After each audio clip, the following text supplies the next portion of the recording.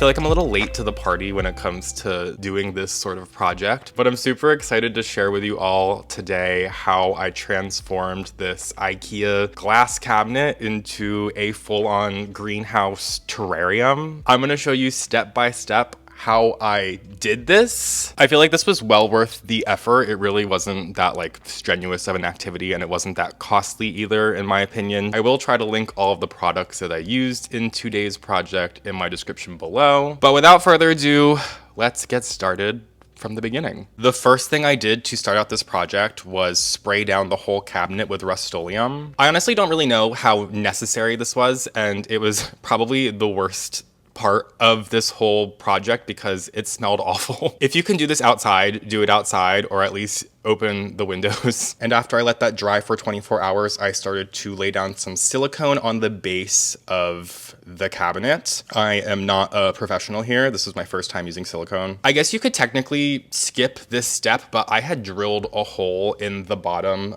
of the cabinet originally to put cords in for like a humidifier and such before I transformed the cabinet. So I used one of the included glass shelves that came with the cabinet as like a base layer, as like the bottom of the aquarium. I also just felt better about like glass being at the base of the terrarium rather than metal. I don't know why, it just made me feel better. I made sure to work my way around that entire piece of glass with the silicone just to make sure it was going to stay in place, and also to make sure that this is not going to leak. That is the most important part. After that, I started sealing any gaps that I would see on the greenhouse cabinet to not only avoid leaking down the line, but also to hold moisture in, particularly as I'm working my way up the cabinet in spots that water obviously wouldn't really be leaking out, but just kind of like proactive weather stripping, I guess. And then I used the other glass shelf that was included with the cabinet as a front barrier to keep all of the substrate inside. You can kind of see I use little tiny rubber bumpers to kind of raise the glass up so that when I put the silicone on, it was going to actually seep through the gap rather than just be completely in contact with the glass to begin with. Don't really know how necessary that was. I just saw some creators do that, so I just figured I would do it myself. And then I used silicone to just seal that piece of glass in place. Here's how it's looking afterwards. It just looks like a little aquarium. After letting the silicone dry for at least 24 hours, I poured some water in to do a water test and just kind of tilted the cabinet around to make sure it wasn't going to seep out of any little gaps anywhere throughout the cabinet. And I was really delighted that there is no leaks in this cabinet, because that means I would have to seal the cabinet all over again. So we can move on to figuring out where we want to put the moss in the cabinet. I had a lot of help here from my boyfriend as well as Muffin, who was very curious about this project the entire time. I also want to figure out where I want to place little pockets to plant plants directly into the moss wall. I got this idea from Plants with Crystal of wrapping the plastic nursery planter in a plastic grocery bag so that it's easier to remove from the expanding foam that we're going to use very shortly. And then I'm also using old nursery planters just to create some like elevation in areas so I don't have to lay as much foam down. I figured this would just help me not have to use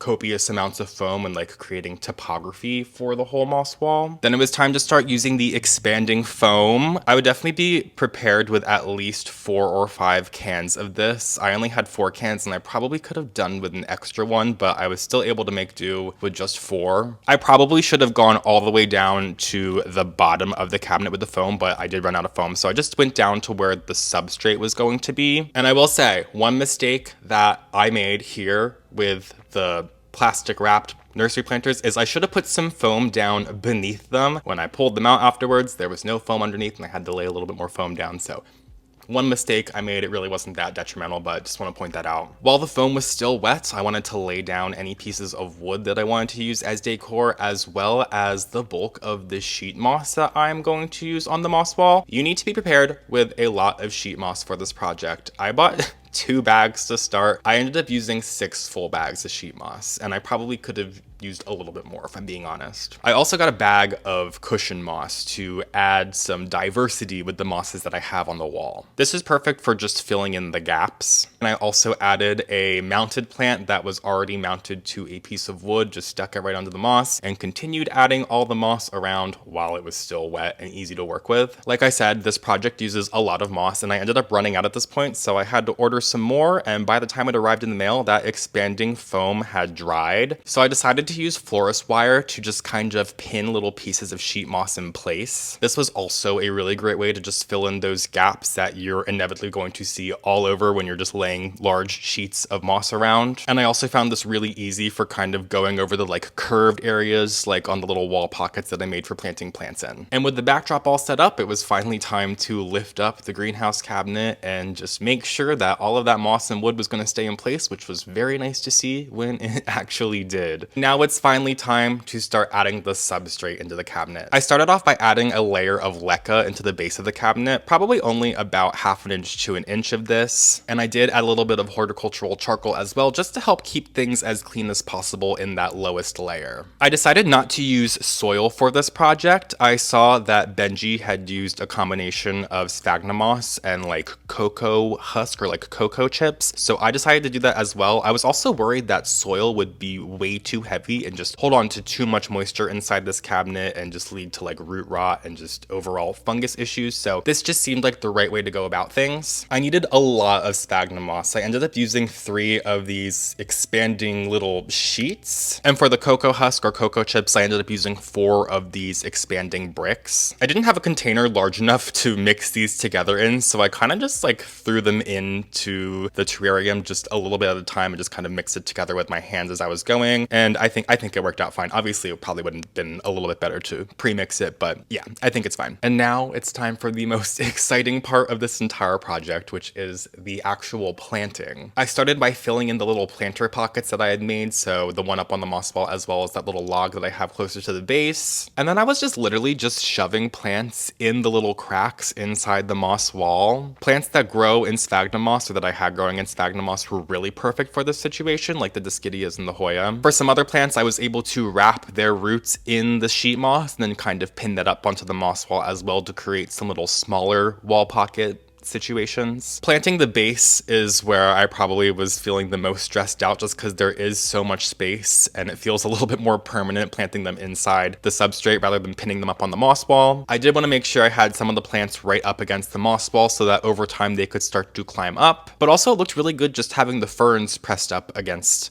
the moss wall because I feel like that's just how they would look growing like against a cliff in nature, so it just like felt like the vibe. But I did add a couple of things in the foreground to just help fill it out, as well as a little decorative piece of driftwood just to add some pizzazz. When I had originally set up this cabinet before turning it into this, I had drilled a hole in the top left corner of it to allow cords to come through. So I had to clear out the foam from that to be able to feed any wires through. At first, I wanted to use this wall pocket right here to be a little like water feature or like misting zone. So I had set that up initially, but after trying it out, it just got like really hot and I was just scared of like damaging the plants with like the heat. So I ended up just planting a coconut orchid in there and I think it looks so much better. Plus the humidity is honestly really fine, so you don't really need to add that feature. It was just like for aesthetics and it did not work out. So I would not recommend that. As for the grow light that I'm using inside this greenhouse cabinet, I am obviously using the Soltech Grove LED bar light, which if you would like, you can use code PhillyFoliage to save 15% on if you want to get one for yourself. It was super easy to install inside this cabinet and I love the way that it works in here functionally and aesthetically, and the black just matches the greenhouse cabinet, so it just works. And here's how we're looking after initially planting up the whole cabinet. It's so amazing to see it filled up with plants. It really just looks like a mini section of the rainforest that I just kind of like dug up, excavated, and put in my home. Probably should have moved it into its spot before planting it up, but it wasn't that difficult to move over against the wall where I want to keep it. And after initially setting it up, I did end up going to a terrarium store and picking up some carnivorous plants to add inside, and I really love the way that the reds from the pitcher plants pop inside of here. And I added some springtails, which are just like beneficial insects. They are really small and hard to see. I tried to show you on camera, but it's just not possible. They will just eat like the fungus and mold that will inevitably show up inside this very moist enclosure. But with that, the initial setup of the greenhouse cabinet is officially done.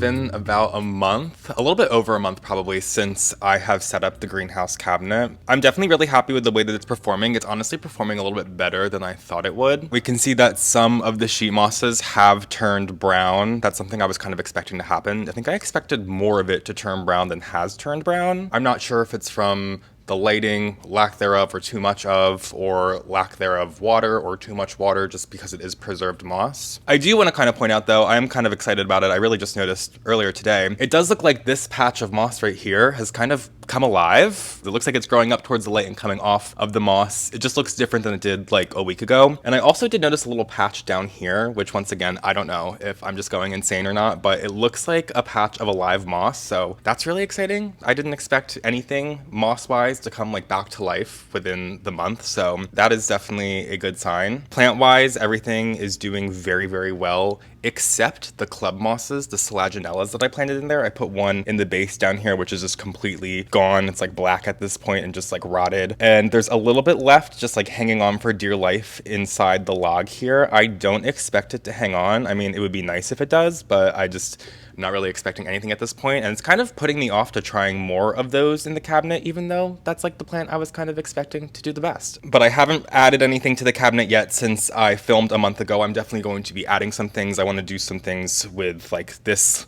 level down here. It's just looking very bare, but I figured why not just let the cabinet like get established and then I'll worry about that later. The only thing I know that I changed that I don't believe that I filmed is I added this fan up here. It's not like a waterproof fan, so I don't really want to recommend it to you. I would push you in the direction of getting one that is stated to be waterproof. But when I first started the cabinet, I did notice that there was some like fungal growth. Like it was like this like stringy, weird, it almost looked like a spider web. Like that's kind of what I thought was going on at first. But I put the fan in and then I added the springtails, and since then I have not seen that mold or fungus, whatever it was. I don't know if it's the airflow or the springtails, perhaps both. It's been really nice to watch the pitcher plants start to grow and kind of flourish. I'm seeing some new leaves and little baby pitchers grow, which I don't think that would be possible to do outside of a setting like this, at least in my home. The Drymonia chiribogana is growing really well. I kind of like have been neglecting this thing over the last couple of years, and I can already tell it's just like really happy, and it's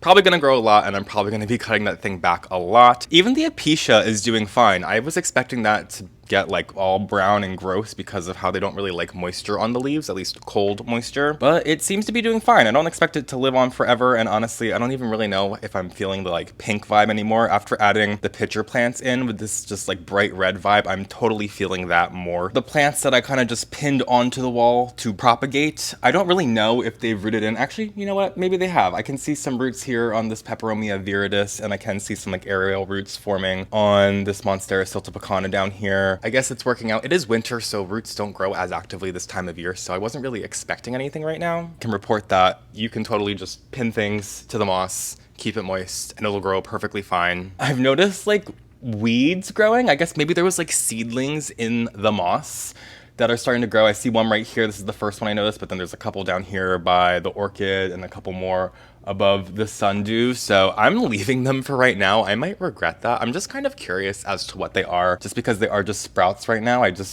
couldn't tell you if it's just like a little clovery weed or if it's like an actual plant. I'm not expecting anything cool, but I'm like, why not just let nature do its thing? It's kind of my thought process. But yeah, I'm really happy with the way that things are going. I'm excited to add more plants in the base. I'm excited to add some more plants up on the wall. I think it's just something I'm going to be constantly working on. I don't think it's ever going to be finished, but it's hopefully only going to be getting better. It's kind of the goal, at least. I think the only concern I really have right now is that now that winter is ending and the sun is becoming higher in the sky, this is a northern wall, so it's got a lot of light coming in, direct light, and I just don't want it to form like a magnifying glass with the sun. So I was wondering if that's maybe why some of this moss is turning brown. I don't know. I just don't want to damage any of the plants. I don't want to get too hot in there. That's another reason why I installed the fan. I guess I will figure that out pretty quickly as the sun is pretty quickly rising in the sky as spring is approaching. I wouldn't take this video as like a full-on tutorial because I'm not a professional. This is the first time I'm doing this, but just more for like inspiration if this is something that you want to do yourself. I watched so many videos online about doing this. I've seen so many people do so many different methods of putting this together. This is just how I did it, so maybe you could even take some inspiration from that. This is something I highly recommend doing. I love it. I love how many plants I was able to grow in here, and just the amount of plants I already had in my home that just weren't growing very well, that I'm just watching thrive as soon as I put them inside the setting, which is just basically replicating the settings that they would be experiencing in nature. Thank you so much for joining me on this adventure. It's been like a month-long process of this, and it's only going to be more of a process as time goes on, but I think the bulk of that is over. So thank you again for joining me. I will see you guys in my next video, and I hope you have a great day.